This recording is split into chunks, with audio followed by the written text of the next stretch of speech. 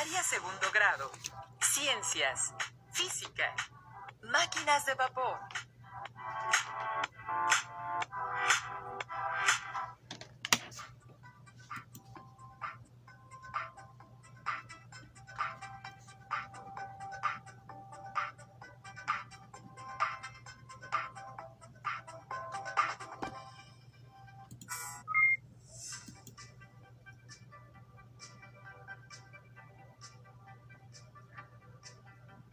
Bienvenidas y bienvenidos estudiantes. Me da mucho gusto que nos acompañen en esta sesión de Aprende en Casa 2 para la asignatura de Ciencias Física.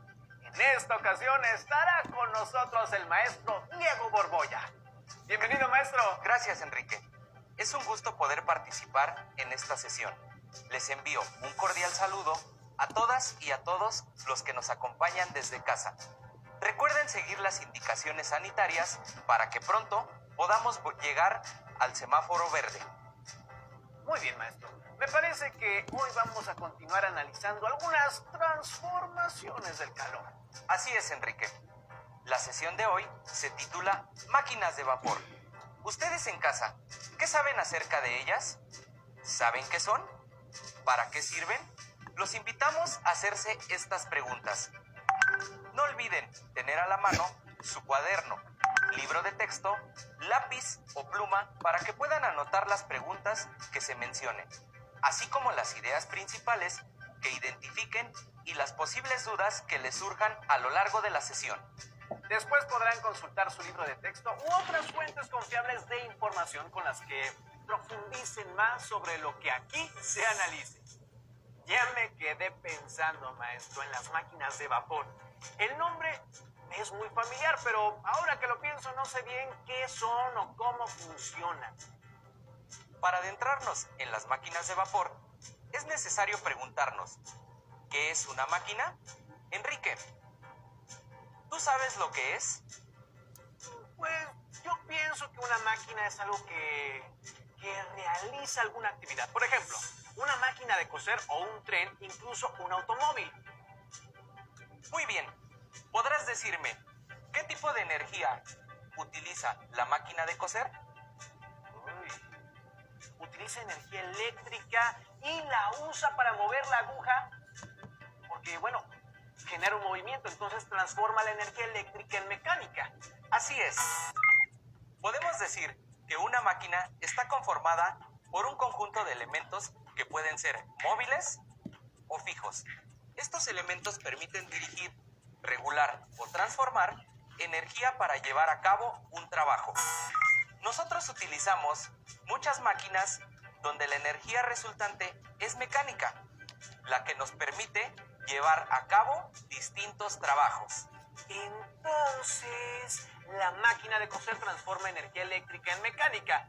Y los otros ejemplos que mencioné, el tren, el automóvil, ¿qué tipo de energía usan? Para responder a tu pregunta, observemos el siguiente diagrama. Este es el principio que usan los trenes a vapor.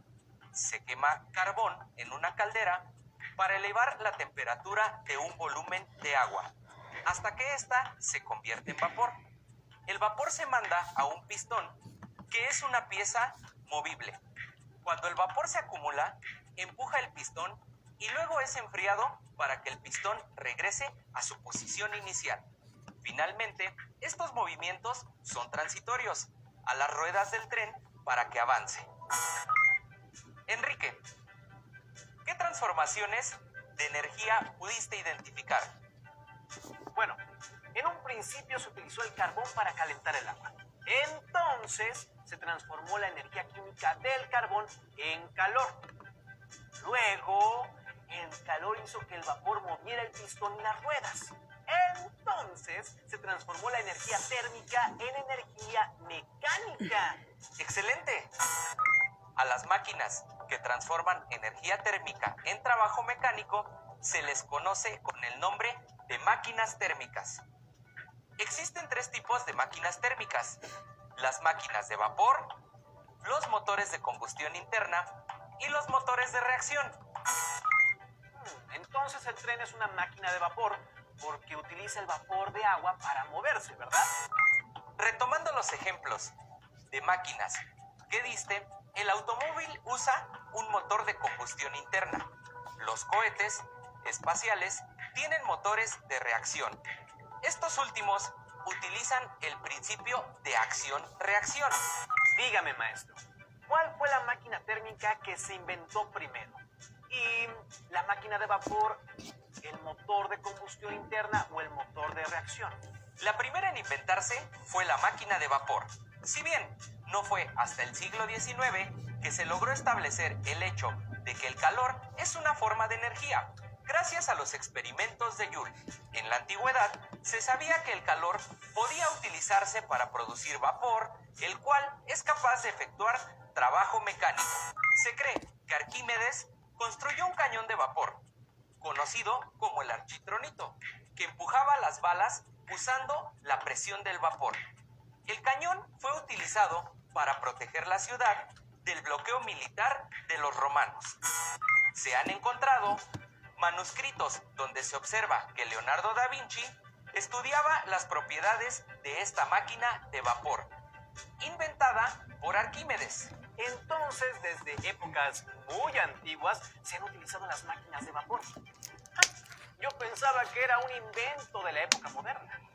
Así es, se pueden encontrar algunos ejemplos muy antiguos. En el siglo I de nuestra era, el inventor Herón de Alejandría construyó un dispositivo llamado Eolípila. Creo que la conozco. Era una esfera hueca conectada a una caldera.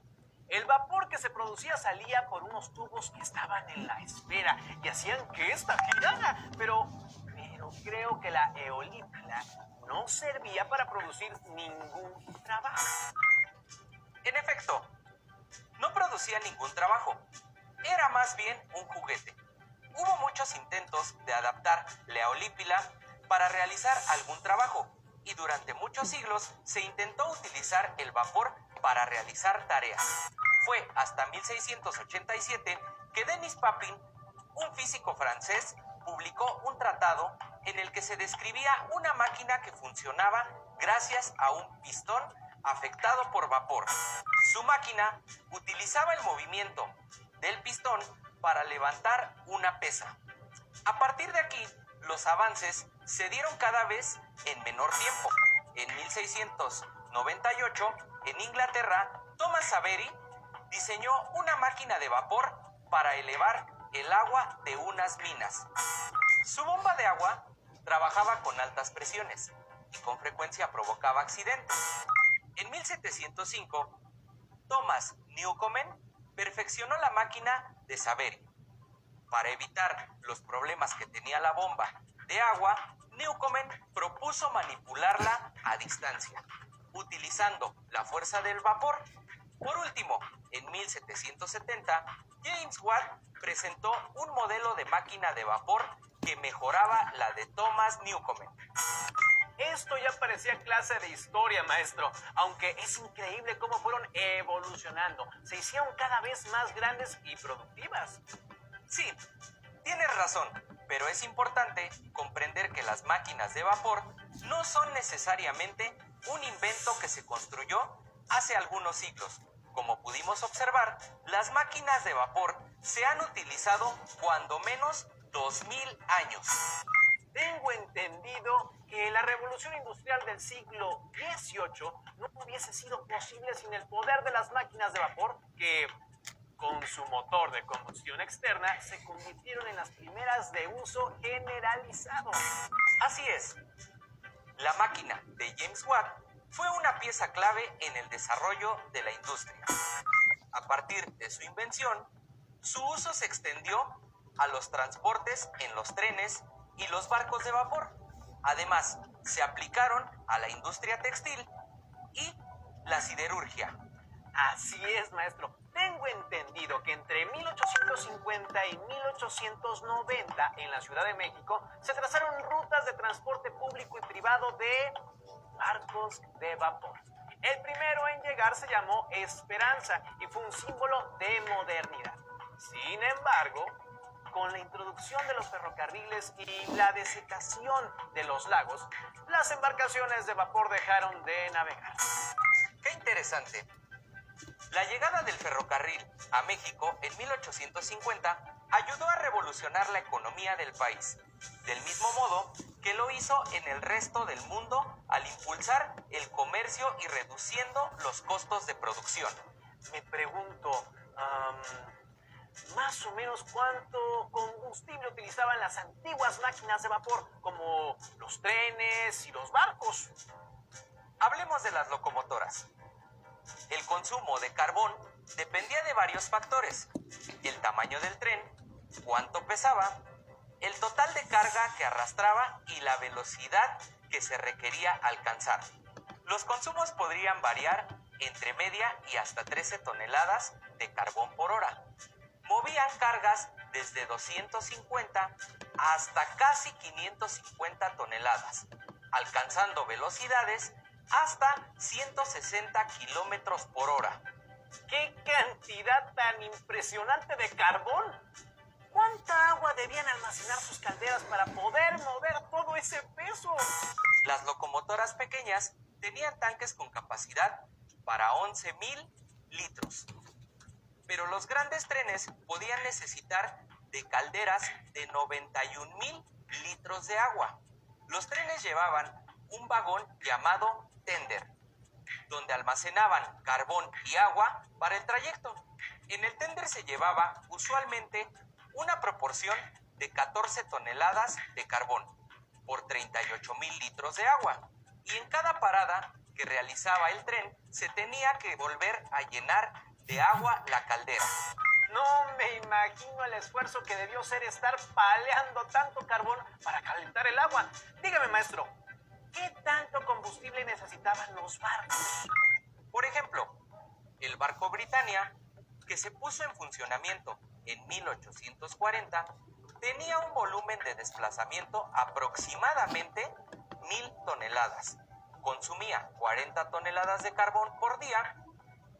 Por otro lado, años más tarde, en 1911, el transatlántico RMS Olympic, con un volumen de desplazamiento de 52,067 toneladas, utilizaba 620 toneladas de carbón por día. Me queda claro que se necesitaba mucho carbón para mover esas máquinas tan impresionantes. Todas son grandes proezas de la ingeniería y nos ayudan a hacer nuestras tareas diarias más simples y más fáciles. Tienes mucha razón, Enrique. Las máquinas también han transformado nuestro entorno.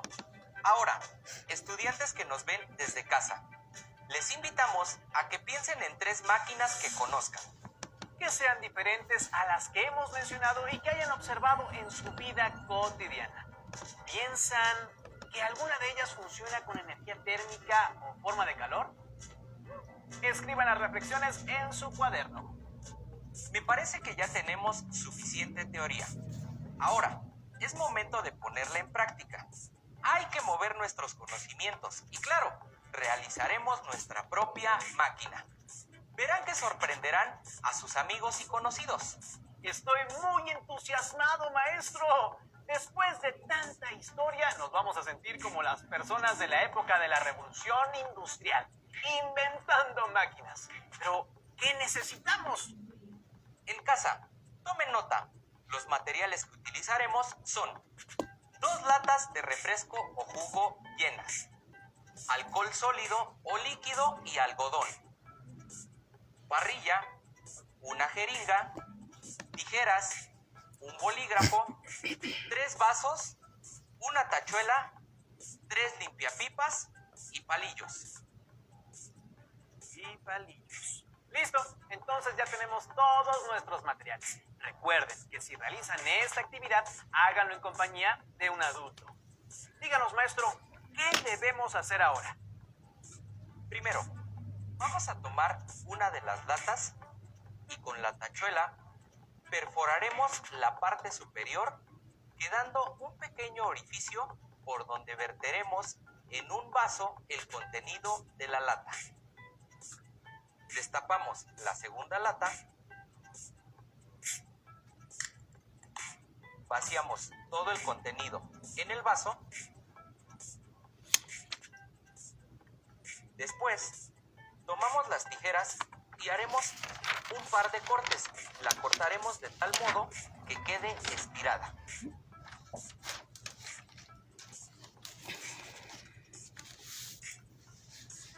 Listo.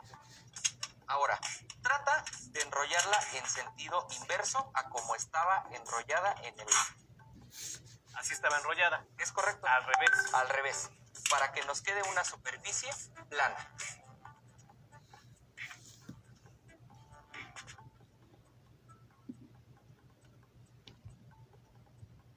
Puedes tomar uno de los vasos y colocarlo sobre la lata extendida. Después, toma tu pluma y marca una circunferencia en la lata que tienes extendida. Con la ayuda de tus tijeras, recorta el círculo que trazaste sobre la lata.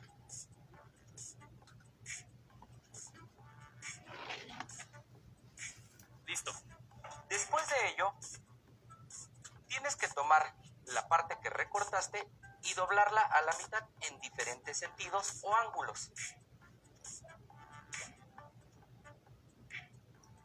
Ahora, con ayuda de la tachuela, vas a hacer una perforación justo al centro del círculo de aluminio. Ahora, con tus tijeras, en cada una de las marcas que tiene la lata de aluminio, realiza una serie de cortes sin llegar hasta el centro.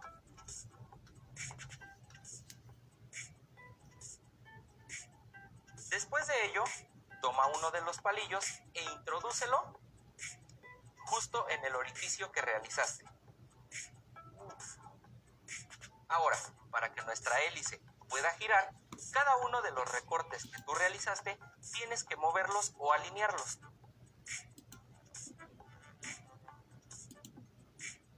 Correcto, nuestra hélice está lista. Después, colocamos los limpiapipas alrededor de la lata en la parte superior, dejando dos en forma de asa.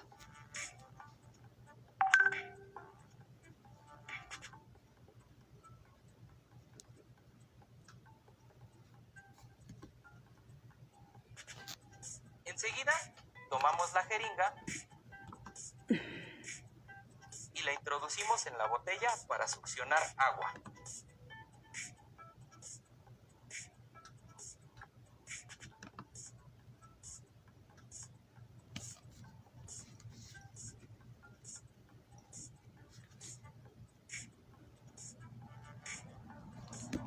Ahora, con los limpiapipas vamos a sostener la hélice, tratando de que no roce con la lata. Para el siguiente paso, asegúrate de estar en un lugar bien ventilado y que no tenga nada inflamable cerca. Háganlo solo en compañía de un adulto. Sean cuidadosos. Encendemos el alcohol sólido. Y aquí está el alcohol sólido. Así es, retiramos la tapa del alcohol. Y con cuidado lo encendemos. Ay.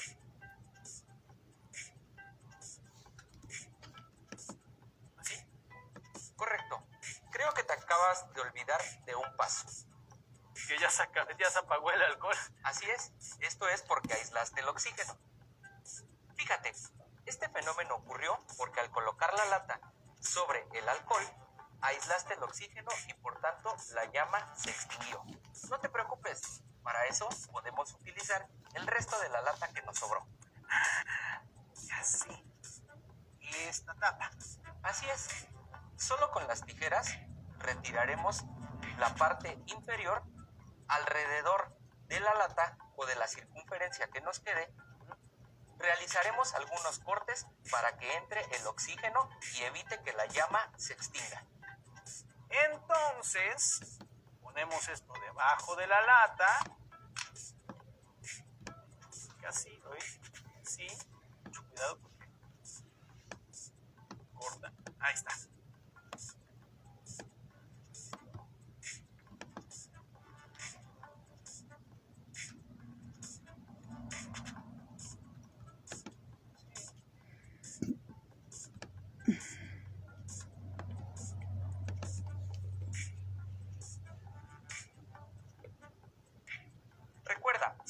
necesitamos alcohol sólido, podemos utilizar un algodón mojado con alcohol líquido. Esperemos un momento y una vez que el agua comience a evaporarse, la hélice va a moverse. Mientras esperamos, piensen en por qué la hélice comenzará a moverse. Tomen en cuenta los conceptos que hemos revisado y piensen si esta máquina podría tener adecuaciones. Por ejemplo, un carro impulsado por vapor. Escriban sus ideas en su cuaderno. Como vieron, este es un experimento que pueden realizar en casa.